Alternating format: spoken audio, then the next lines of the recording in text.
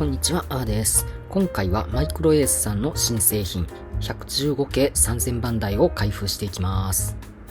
では開封していきましょう。セットは山陽本線で活躍した瀬戸内色のモデルとなります。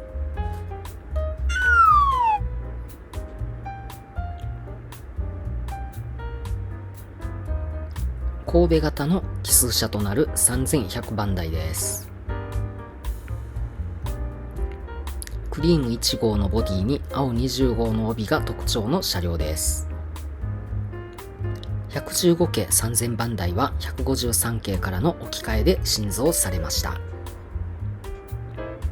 模型は2023年に登場した復活瀬戸内色仕様の車両となります。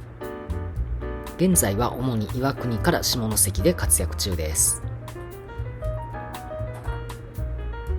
少し寄って見てみましょう。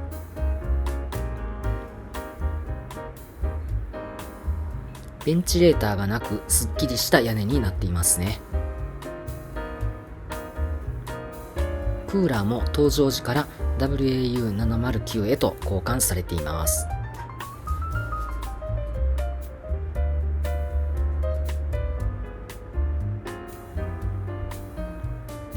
パンタグラフなしの動力車となります。模型ではこの車両にモーターが乗っています。3000番台の特徴はやはり2扉車という点でしょう。同時期に製造された117系と似ていますね。後に117系を種車とした115系3500番台も登場します。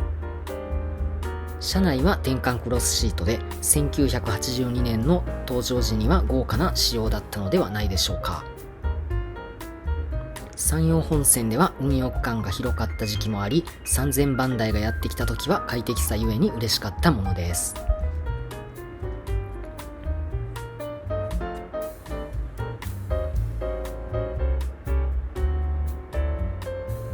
パンタグラフ搭載の動力車となります。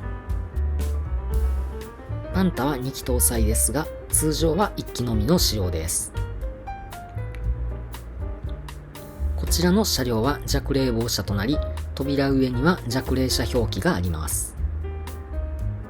パンタ周りの配管や避雷針などの造形、モールドがいい雰囲気ですね。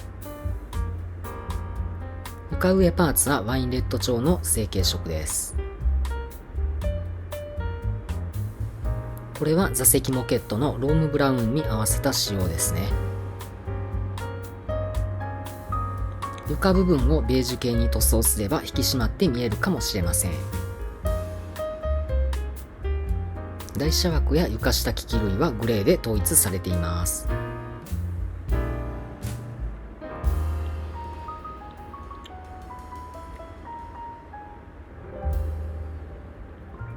下関型の偶数車となる3000番台です。こちらはトイレが設置されています。過去には姫路までやってきていた3000番台。現在は運用区間が岩国伊勢がメインとなりましたが、それでも長距離運用ですよね。少しずつ運用区間が減ってきている115系。瀬戸内色塗装の復活は引退も間近なのかと勘ぐってしまいますね。好きな塗装の車両なので、これからも活躍してほしいものです。では室内灯を組み込んでいきましょう。今回はタムタムさんの室内灯を取り付けていきます。マイクロエース純正室内灯が幅広タイプとありましたので、タムタムさんの室内灯も幅広タイプを使用します。まずはボディを外していきましょう。裾をこじって外せます。床上パーツのワインレッドが強すぎますね。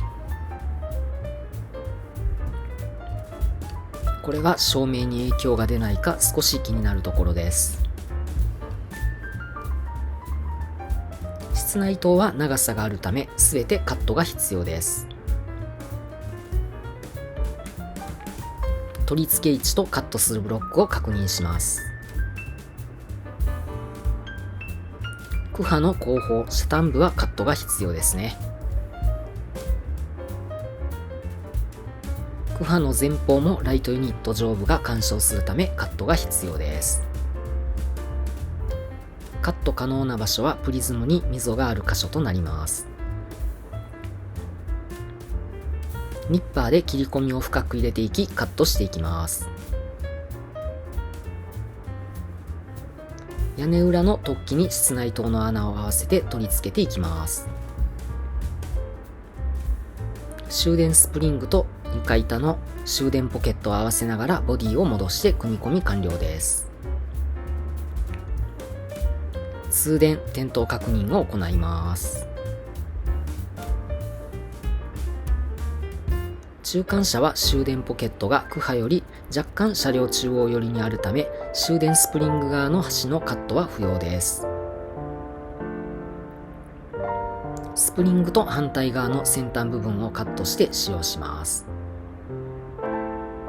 屋根裏の突起に室内灯の穴を合わせて取り付け、終電スプリングを確認しながらボディを戻します。これで中間車にも室内灯の取り付け完了です。室内灯の取り付けが完了したのでレイアウトに入線させました。試運転時にはパンタは2機とも上げています。ライト、室内灯をチェックしていきましょう。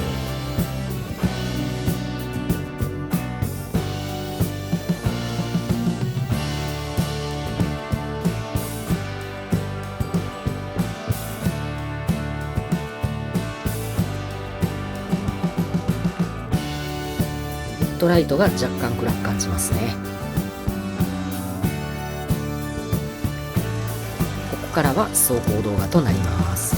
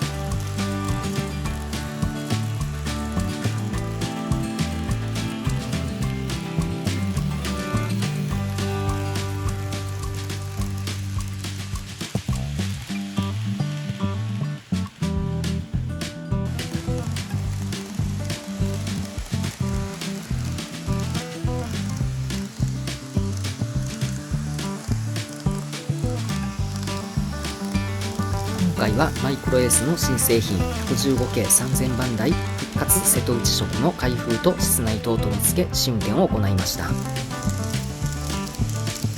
模型に関する動画を投稿していますので、ぜひチャンネル登録をよろしくお願いいたします。ご視聴ありがとうございました。